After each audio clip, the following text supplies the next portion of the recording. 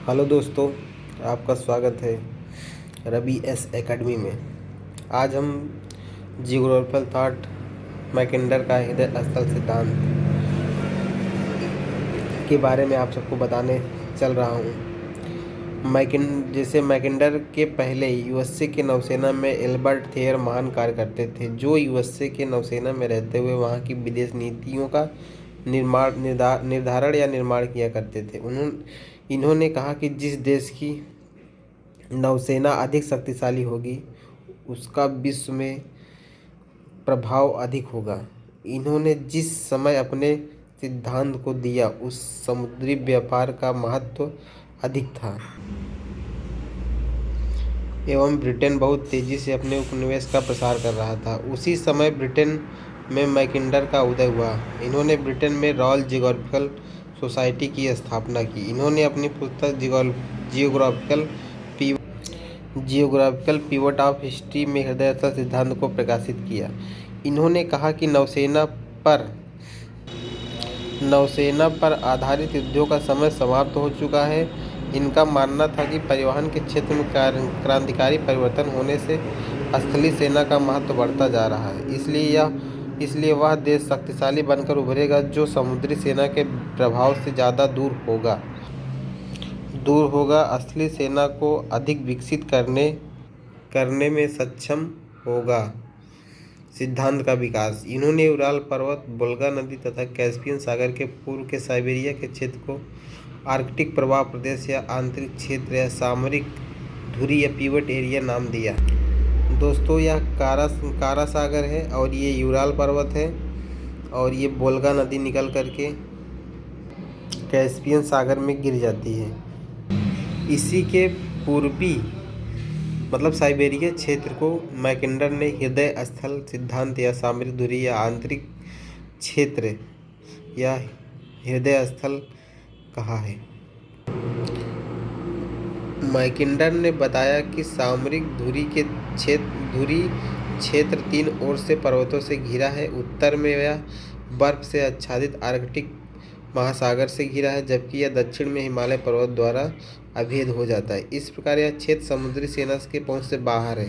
इसमें केवल यूराल पर्वत के पश्चिम से अर्थात यूरोप के स्टेपी घास के मैदानों से होकर ही प्रवेश किया जा सकता है। इन्हीं विशेषताओं के आधार पर साइबेरिया के इस क्षेत्र को हृदय स्थल नाम दिया। यही यूराल पर्वत के पूर्वी क्षेत्र को साइबेरिया जो क्रॉस करके किया गया है। आगे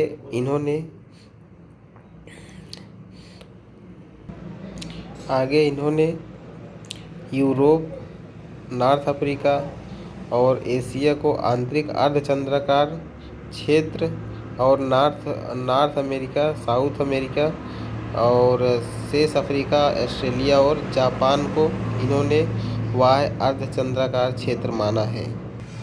इन्होंने विश्व के स्थलाकृतिक मानचित्र का अध्ययन करते हुए संपूर्ण विश्व को 3 भागों में विभाजित किया: आंतरिक प्रवाह प्रदेश, आंतरिक अर्धचंद्राकार क्षेत्र, बाह्य अर्धचंद्राकार क्षेत्र।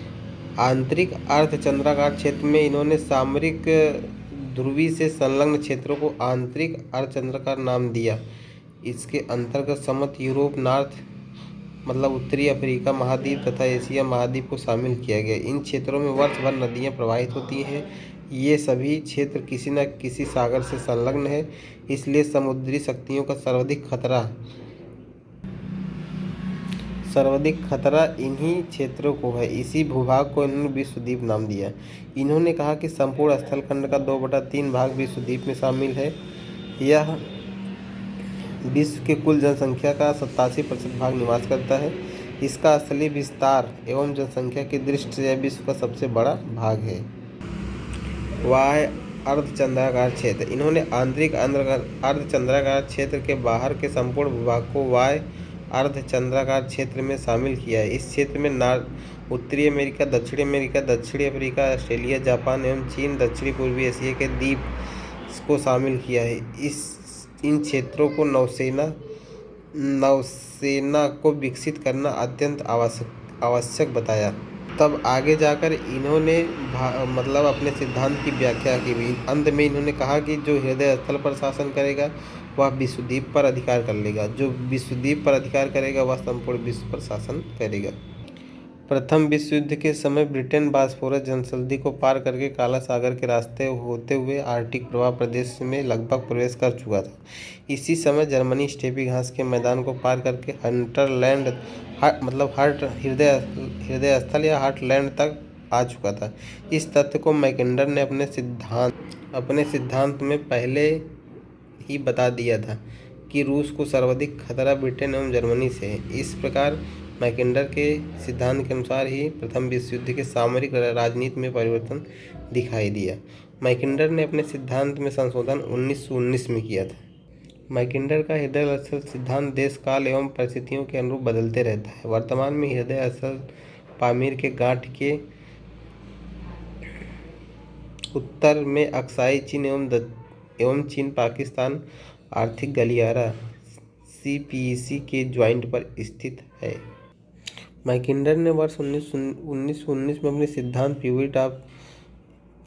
पिवट एरिया का हार्टलैंड के रूप में पुनः नामकरण कर पुस्तक द डेमोक्रेटिक आइडियल्स एवं रॉयल्टी में किया।